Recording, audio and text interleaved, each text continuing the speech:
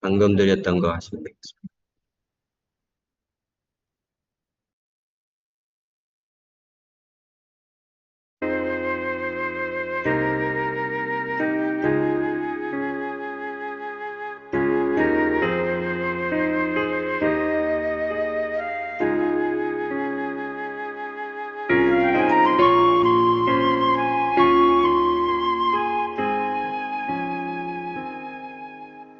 예수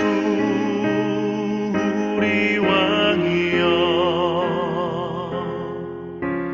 이곳에 오셔서 우리가 함께 드리는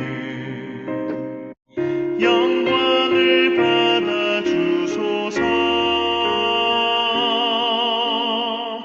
우리는 주님의 백성, 주님은 우리 왕이라. 왕이신 예수님 오셔서 좌정하사 다스리소서.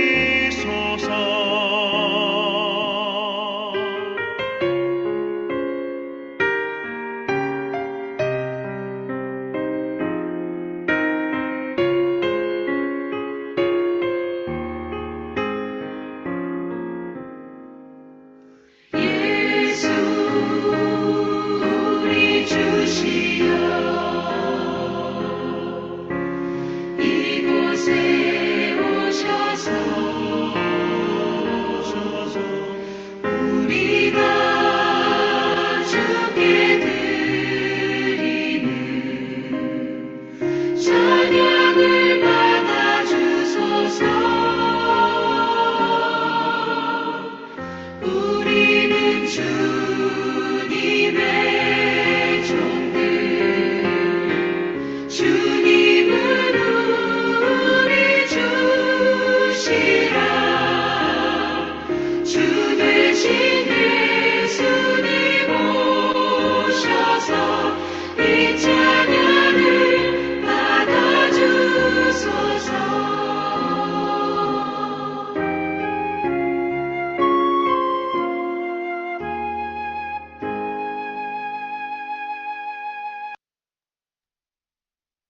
네,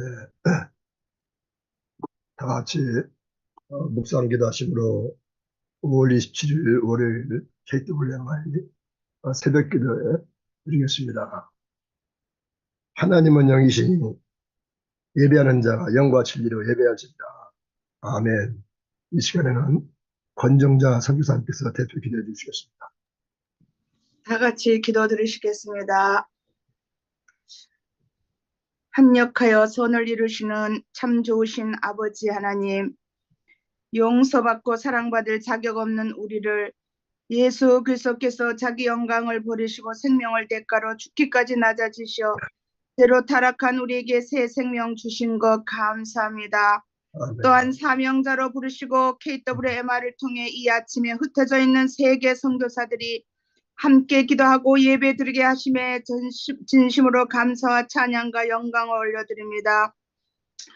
우리는 주님을 믿는다고 하면서 연약하여 자신도 속고 남도 속이며 입술을 지키지 못하고 때로 말씀대로 행하지 못하여 상처 주고 상처를 받았습니다. 허영으로 다툼으로 살았을 때도 있음을 고백합니다. 땅에 있는 것을 내려놓지 못하고 욕심도 부리고 입으로만 착한 척도 했었습니다. 나의 옥합을 깨뜨리지 못한 삶을 살기도 한 부족한 선교사임을 고백합니다. 아버지, 이 시간 회개하오니 불쌍히 여기시고 용서하여 주시고 새 힘을 주시옵소서. 강사님 박명수 선교사님 위해서 기도드립니다. 기름 부으시고 성령 충만함을 주셔서 서로 큰 은혜 받게 하여 주시옵소서. 다음 달 다가온 KWMI 세계 선교대회 준비로 수고하시는 스태프들에게 기쁨으로 봉사할 수 있도록 긍정의 마음과 성령의 능력을 부어 주시옵소서. 모든 행사에 은혜를 다하여 주시옵소서. 모두가 겸손으로 하나 되어 주인된 마음으로 예수 그리스도의 향기가 되어서 영혼 구원 사역을 위해 새 힘을 얻게 하여 주시옵소서. 서로 위로하고 위로받는 선교대회가 되게 하여 주시옵소서. 또한 우리들에게 매일 올려드리는 기도 제목이 있습니다. 증인된 삶을 살고자 부르신 세계 선교사들이 드리는 이 기도에 하나님 얼굴을 비춰주시고 역사하셔서 기도 제목에 응답하여 주시옵소서. 오늘도 하나님 기뻐하시는 삶과 정말의 삶으로 살아내는 충성된 선교사들 모두가 되게 하시기를 소망하며 이 모든 말씀 다시 오실 예수 그리스도 이름으로 간절히 기도드렸사옵나이다. 아멘. 네.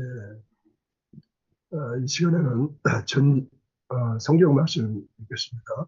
이사야서 43장 18절로 21절 말씀 화면으로 보고 제가 읽겠습니다. 너희는 이전 일을 기억하지 말며 옛날 일을 생각하지 말라. 보라, 내가 새 일을 행하리니 이제 나타날 것이라.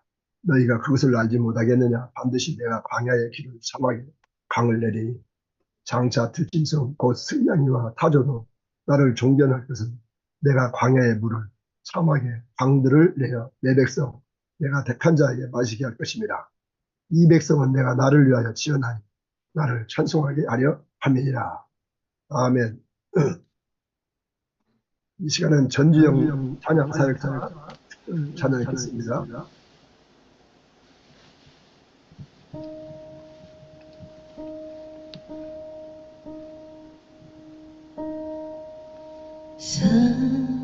사랑하는 내 딸아, 너의 자금도 내게 귀하다.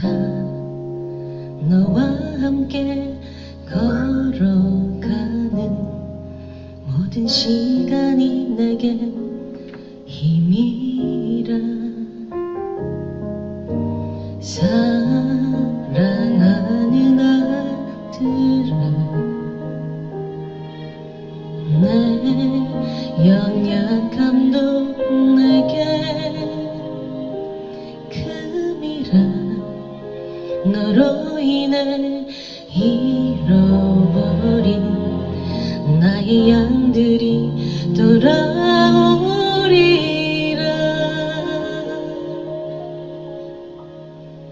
조금 느린 듯해도 기다려주겠니?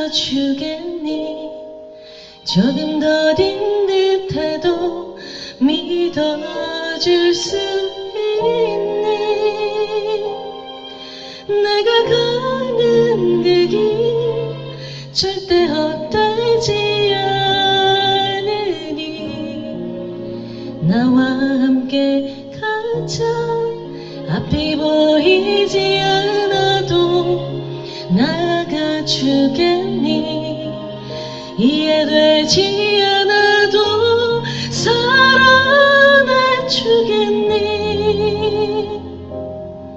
너의 눈물의 기도 잊지 않고 있으니 나의 열심으로 이루리라.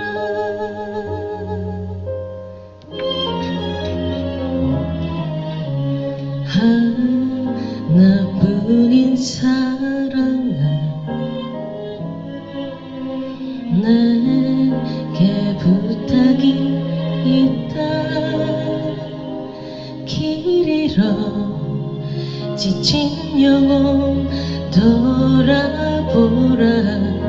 나의 품으로 안기어라.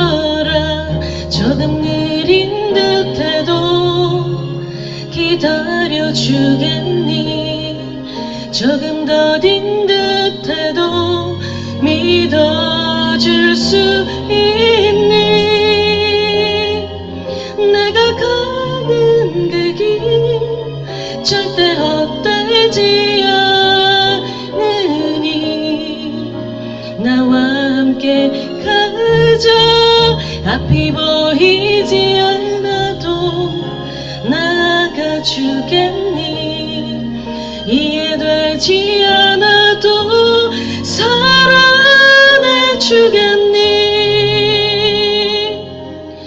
너의 눈물의 기도 잊지 않고 있으니 나의 열심을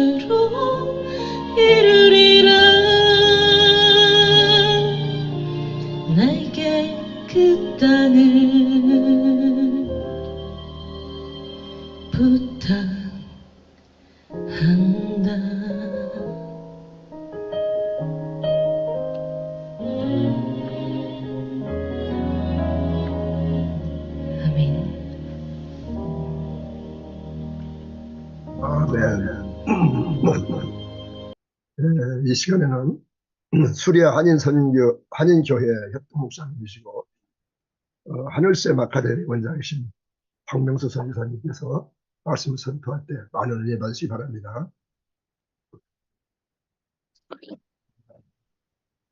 안녕하세요. 반갑습니다. 우리 함께 인사드리겠습니다. 우리에게 좋은 일이 일어납니다. 예. 우리에게 좋은 일이 일어납니다. 예, 정말 반갑습니다. 저는 아내가 열심히 참여하는데 저는 또 참여하지 않고 있다가요. 어느 날 제가 기도 제목을 보게 됐습니다. 근데 정말 거기에 기도 제목 보니까 안타깝고 눈물겨운 사연들이 참 많더라고요. 제가 그걸 보면서 참 많이 반성을 했습니다. 제가 아직도 제 카테고리 안에 갇혀 있구나 생각을 하면서 여기 모임에 참석하게 되었습니다. 누구에게나 자신의 오늘의 나를 있게 한 인생의 전환점이 있습니다. 사울이 다메섹 도상에 가다가 부활하신 그리스도를 만나서 그 삶이 바뀌어진 것처럼 같은 사건이죠. 이스라엘 민족에게 그것은 출애굽 사건이었습니다. 하나님께서 크신 힘과 능력으로 그들을 애굽의 압제에서 끌어내실 때 그것은 이스라엘 민족의 분기점이 되었고 그리고 영혼의 일본제가 되었습니다. 그 중에서 가장 앞거는 10가지 재앙을 마치고 홍해서 앞에 갔을 때 뒤에는 애굽 군대고 앞에는 그런 홍해가 넘실거리고 있었습니다. 다 절망하고 있을 때 하나님께서 그 가운데 길을 내셔서 마른 땅을 통해서 이스라엘 백성을 이끌어내는 그 사건은 그들 영혼의 일본지였습니다. 그래서 그들은 나중에 개인으로나 국가적으로나 어려운 일이 닥칠 때마다 그들은 홍해가로 갔습니다. 출애굽의 하나님을 찾았습니다. 그야말로 그 출애굽 또 특별히 홍해서 사건은 이스라엘 민족의 영혼의 일본지와 같다고 생각합니다. 그래서 하나님 그때 역사하신 우리 하나님 지금 나를 도와주시고 나와 함께 하시옵소서 하는 그러한 기도 같은 첫 모임, 첫 그 기억으로의 돌이킴이 그들 민족을 살린 힘이 된 걸 볼 수 있습니다. 저와 여러분은 어떻습니까?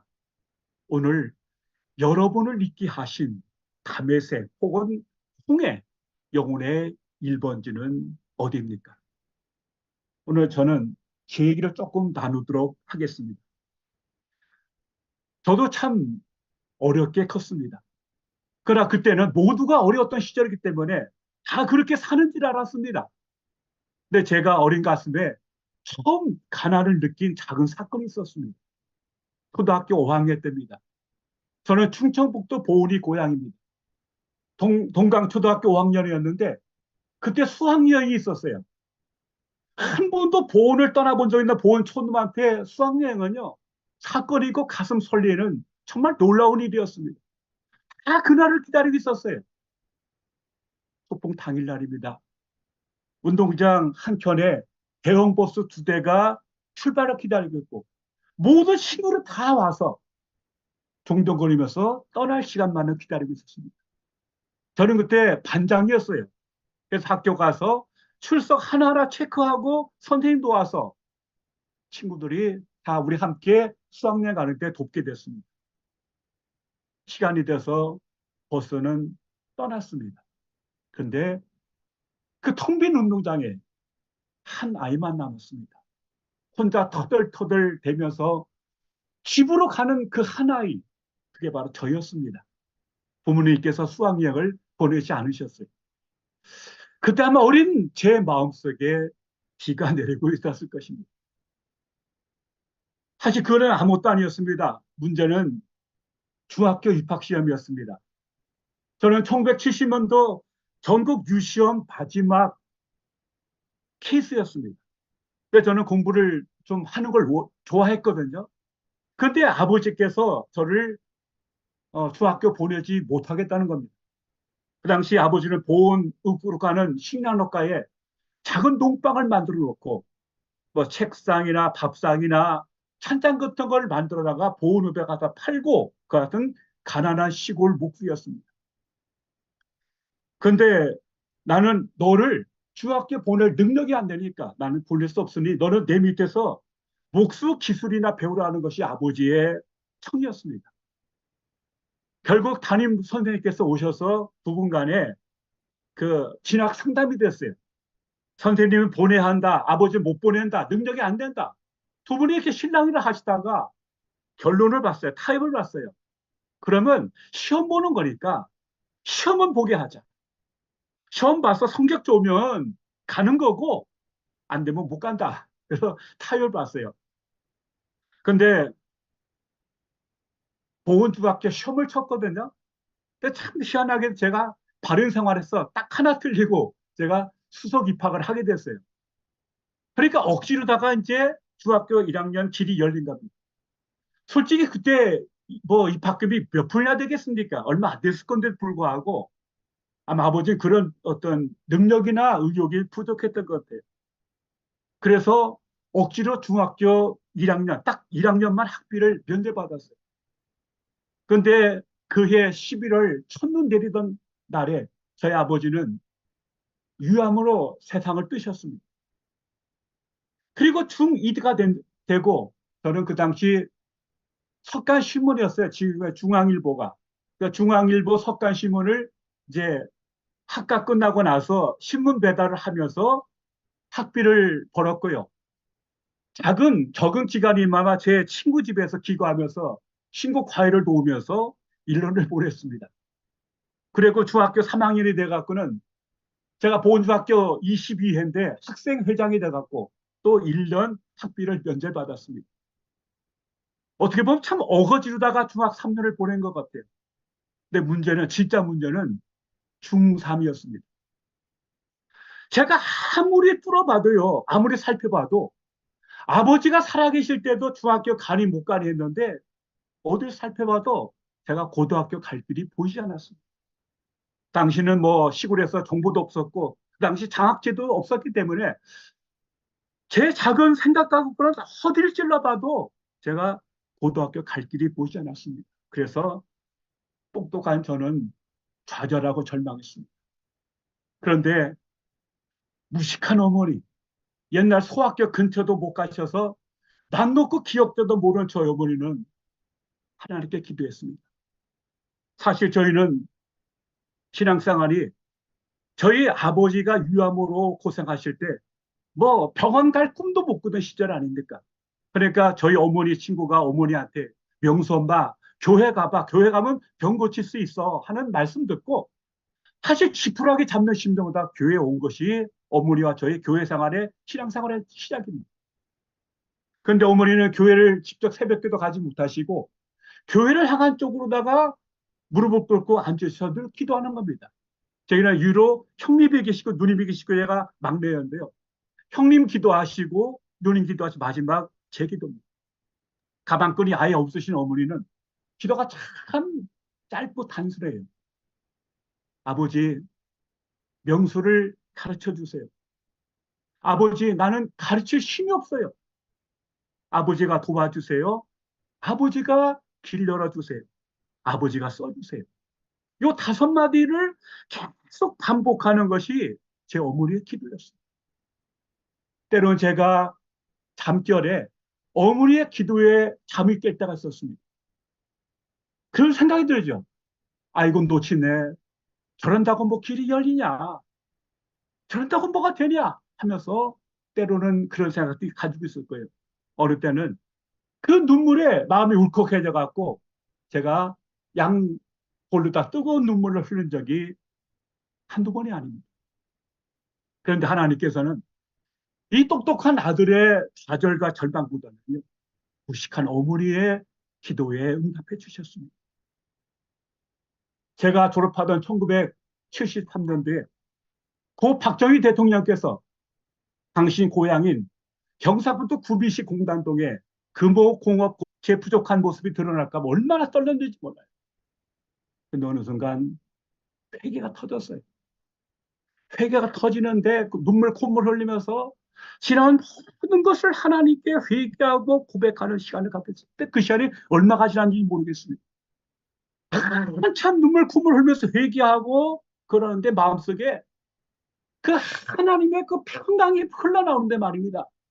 정말 속에서 샘물이 터져나는 것 같아요. 평강과 기쁨이 흘러나오는데 이제는 와서 날 죽인데도 상관없다 하면서 마음에 그런 느낌이 들어요. 근데 눈 떠보니까 아직도 그 자매가 돌고 있는 겁니다. 그래서 기도하고 있는데 눈물 콧물 다 흘리고 기도하는데 갑자기 그분이 내 등을 탁 만져 그러면서 하신 말씀이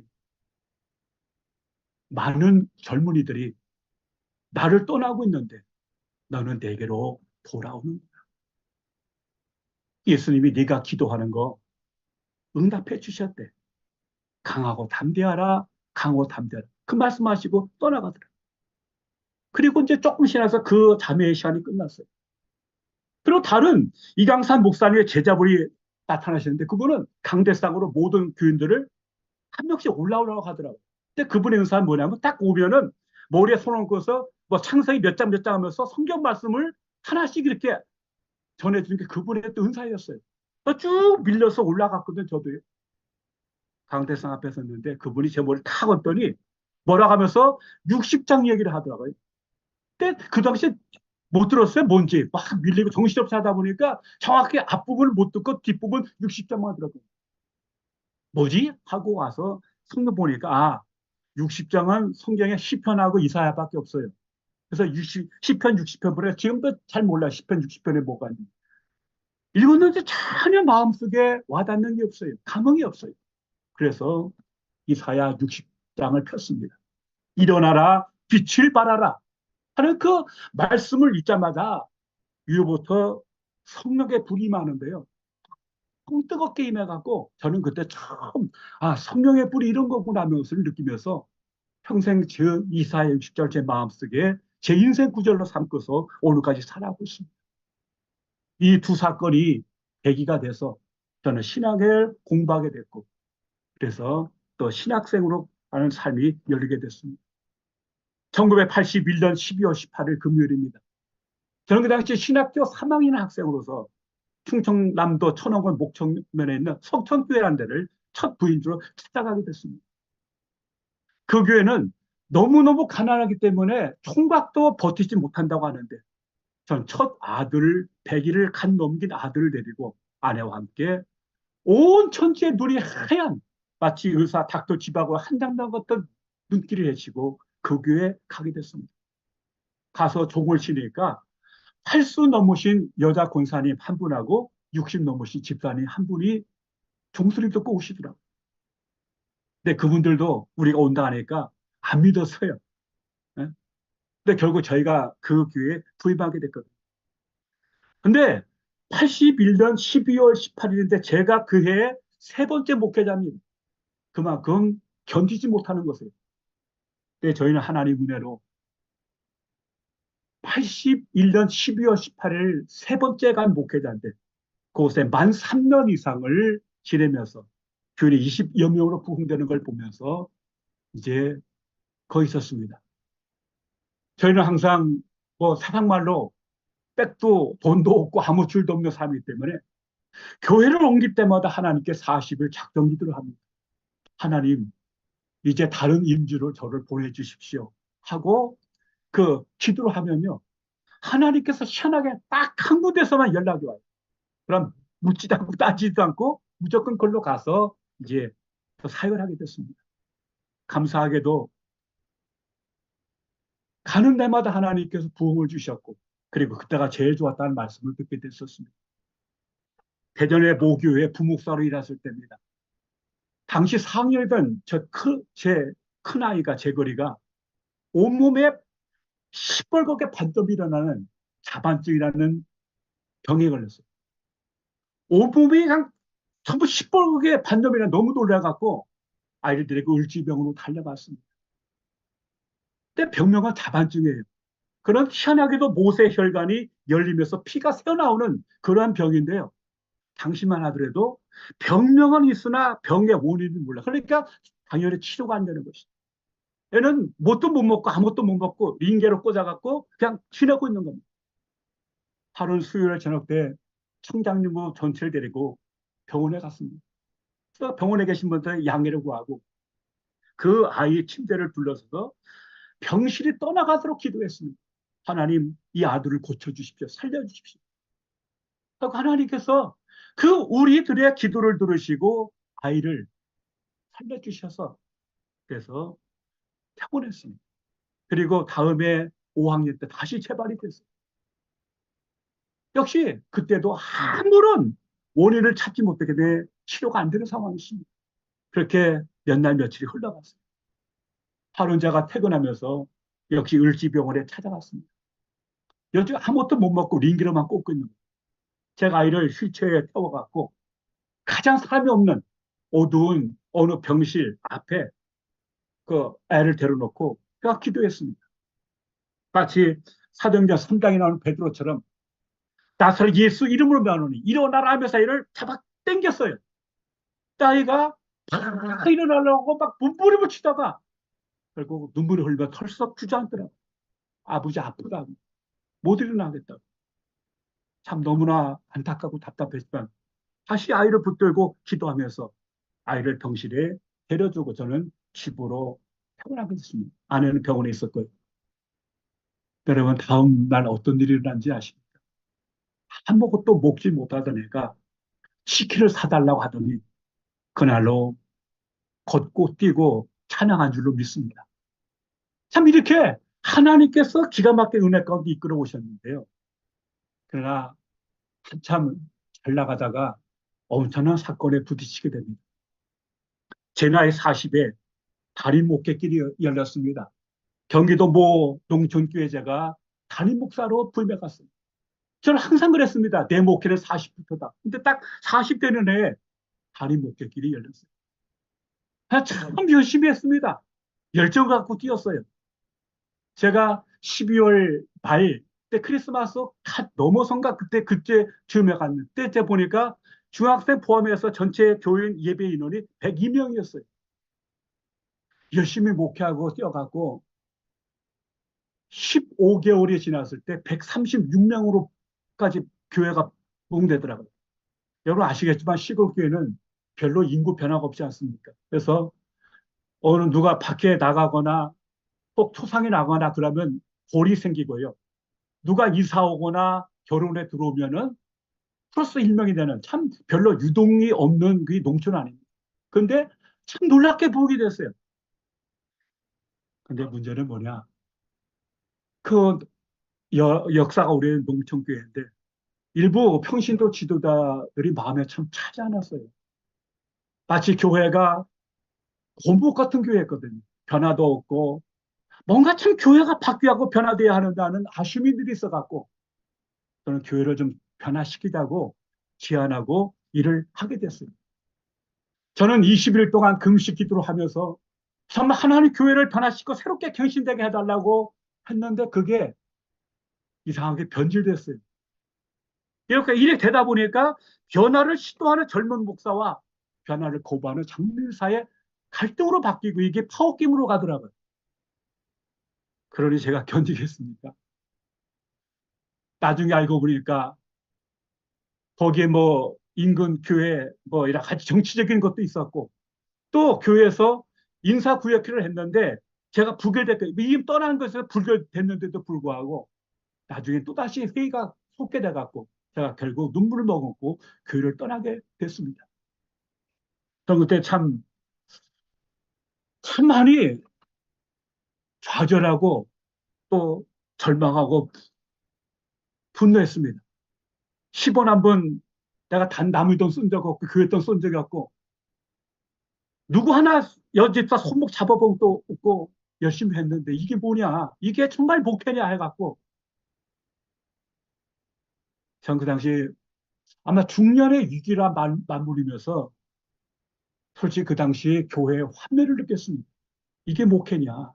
그래서 저는 그것도 문제가 생기면 다른 교회로 이렇게 옮겨가면 되는데 저는 아예 목회 자체를 그만뒀어요. 목회를 떠나버렸어요. 이게 목회냐 나는 안 한다. 이게 목회면 난 안 한다면서 떠났어요.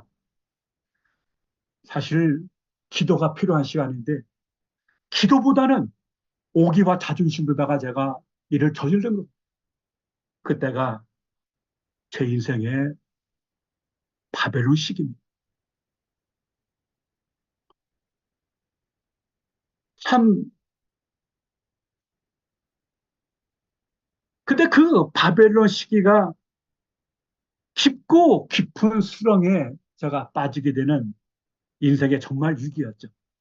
오늘 본문 말씀은 이스라엘 백성들의 바벨론 포로기에 주어진 말씀을 선포하고 있습니다.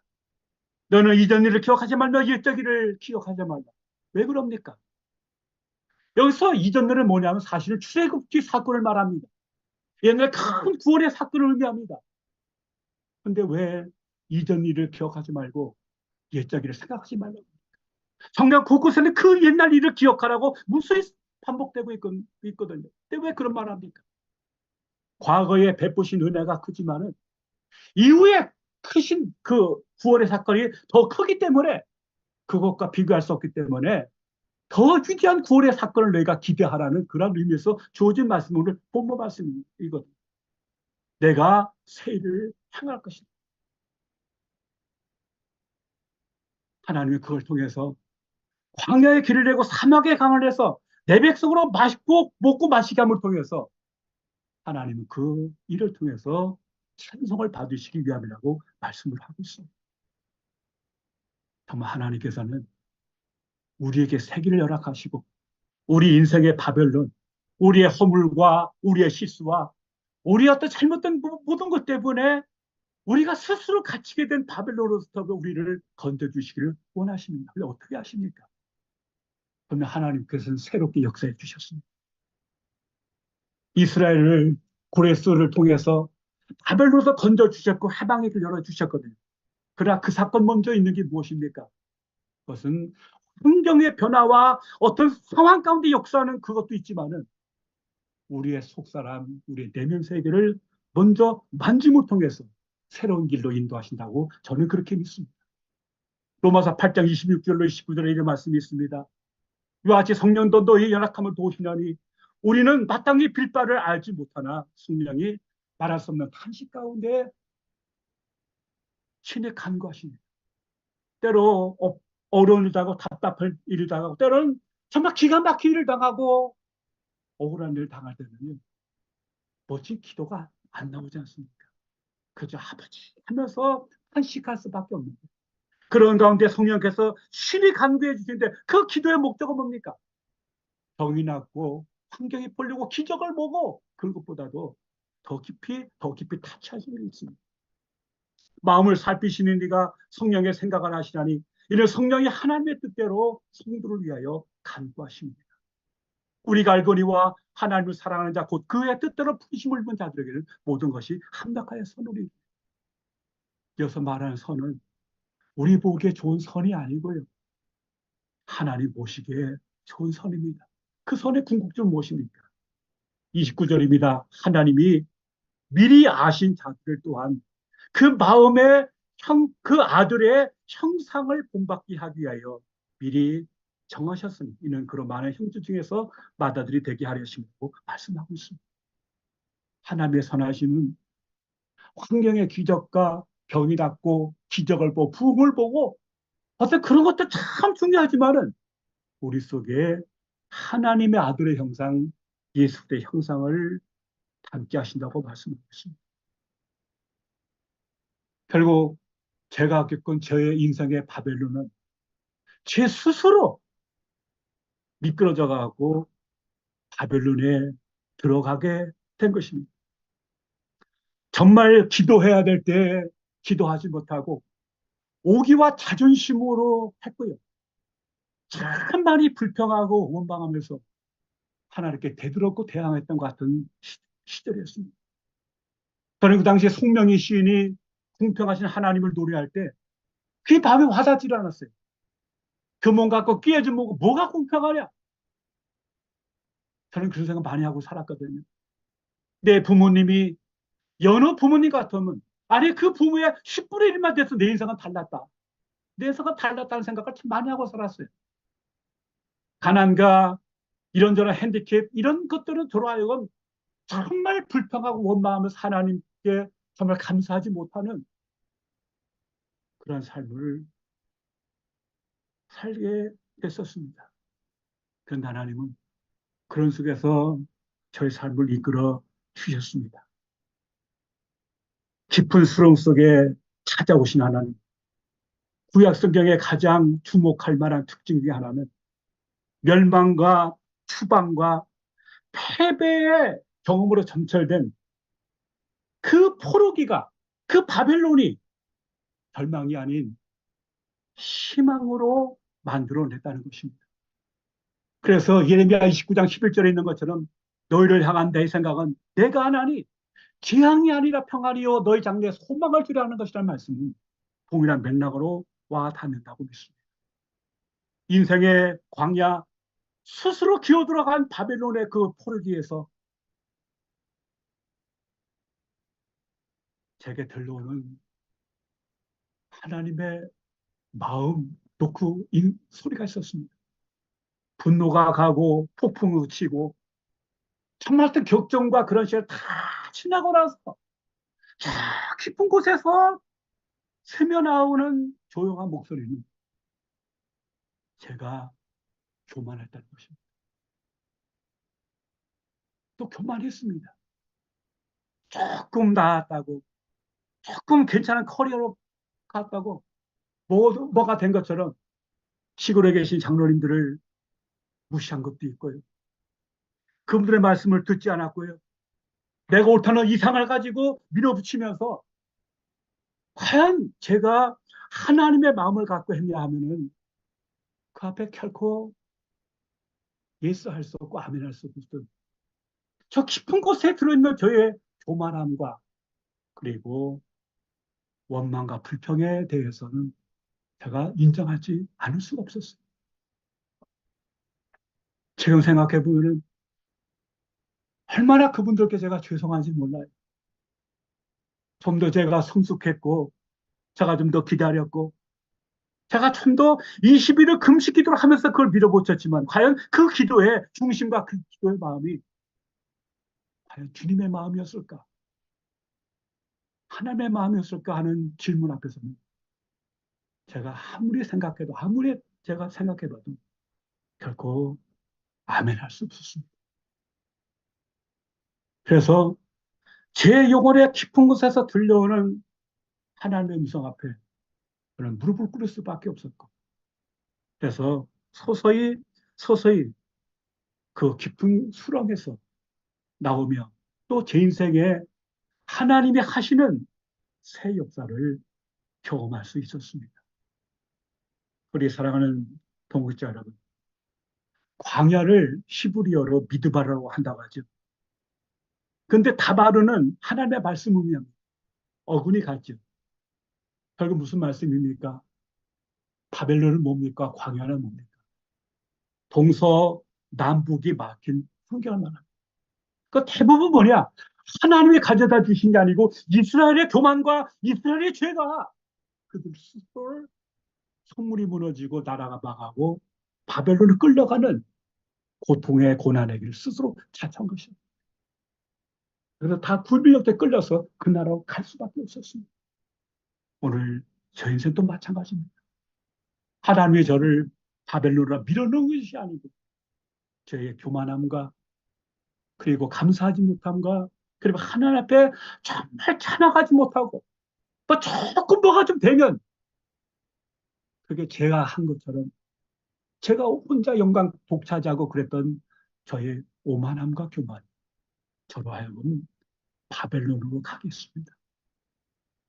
그러나 그 같은 고통의 시간을 지나면서 정말 제 인생이 사방이 막힌 미드바로 광야의 삶을 지나면서 비로소 뚫린 하늘 통해서 나바르 하나님의 음성을 듣고 하신 곳에서 이끌어내셔서 인생 제2기를 열어주시는 하나님의 새 역사를 경험하게 됐습니다. 저는 믿습니다. 우리 어떠한 저지, 어떠한 고난, 어떠한 바벨론, 어떠한 인생의 광야, 아니 세상 끝에 처하고 바다 끝에 있을지라도 우리 영혼에 하나님의 음성이 들려올 때 그때 새로운 믿음의 역사가 시작되는 줄로 믿습니다.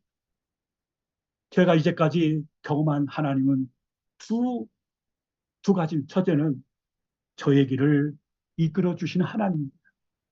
이스라엘을 구름 기둥과 불 기둥 가운데 이끄신 하나님께서 저의 어린 시절 초등학교, 중학교, 고등학교 또 지금의 일까지 제가 아무리 부인할 수 없는 게 바로 뭐냐면 하나님께 저를 여기까지 이끌어 주셨고 인도해 왔다고 하는 사실입니다.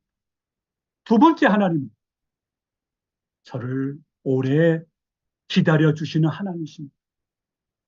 아마 제 인성이라면, 제 인격이라면 벌써 내치고 또 12번도 더 내쳤어요. 교만하고 오기와 자신을 똘똘 뭉쳐서 심지어 하나님을 대적하고 하나님께 정말 말씀드리기 어려운 일을 한 저를 끝없이 기다리시면서 또 기다리시면서 저를 기다려주신 하나님, 결국 그 하나님의 기다리심의 사랑이 새 일을 행하시고 새 구원의 역사를 펼쳐주신 하나님의 은혜가 되었습니다. 보라, 내가 새 일을 행하리니 이제 나타낼 것이니 너희가 그것을 알지 못하겠느냐. 반드시 내가 광야의 길을 사막에 강을 내리니 장차 들짐승 또 승냥이와 타조도 나를 존경할 것은 내가 광야의 물을 사막에 강을 내어 내 백성 내가 택한 자로 마시게 할 것이다. 광야의 길을 내시고 사막의 강을 내서 모두 방해를 철폐하시고 그 길 가운데 구원을 이끌어 주신 하나님. 왜 그렇습니까? 왜 구원을 펼쳐주십니까? 왜 우리 가운데 새 일을 한 것입니까? 하나님이다. 이 백성은 내가 나를 위하여 지었나니 나를 찬송하게 하려 함이니. 기도하겠습니다. 아버지 하나님, 감사합니다. 참 부족한 것이 부끄러운 일들을 우리 동역자분께 함께 나누었습니다. 하나님, 인생의 바벨론에서 건져주시고 우리 가운데 새 역사를 펼치시는 하나님, 사막에 강을 내고 광야에 길을 내신 하나님께서 여기까지 우리의 길을 인도해 오셨습니다. 남은 생에 오늘의 하나님께만 영광 돌리며 주께 영광 돌리며 주를 찬양하며 기뻐하며 살아가는 겸손한 하나님의 종 되게 하여 주시옵소서. 인도하시고 기다리신 그 사랑 앞에 응답하게 하시고 하나님의 기쁨대로 우리의 모두의 삶이 될 수 있도록 은혜도 해주시고 행여나 종이 잘못 전한 거 있으면 주께서 기억에서 지워주시고 어디 필요한 말씀만이 마음에 남는 하늘의 씨가 되게 하옵소서. 예수님 이름으로 기도하옵나이다. 아멘. 아멘. 우리 귀한 말씀 너무 감사합니다. 이렇게 정말 응답하여 주시고 사람들의 지적인 것과 의지적인 것, 정서적인 것, 광야의 장소, 죄와 관계없이 우리들의 기도를 들으시고 응답하시는 우리 주님께 우리 믿음으로 기도하면서 또 우리 여러분의 혹시 하나님의 새 일을 행하시는 데 있어서 방해한 것들이 있다면 주님의 이름으로 끊고 날마다 새 일을 행하시는 하나님을 바라보면서 우리 주님 부르시고 같이 통성으로 기도하는 시간 갖겠습니다. 주님, 할렐루야. 하나님 감사합니다.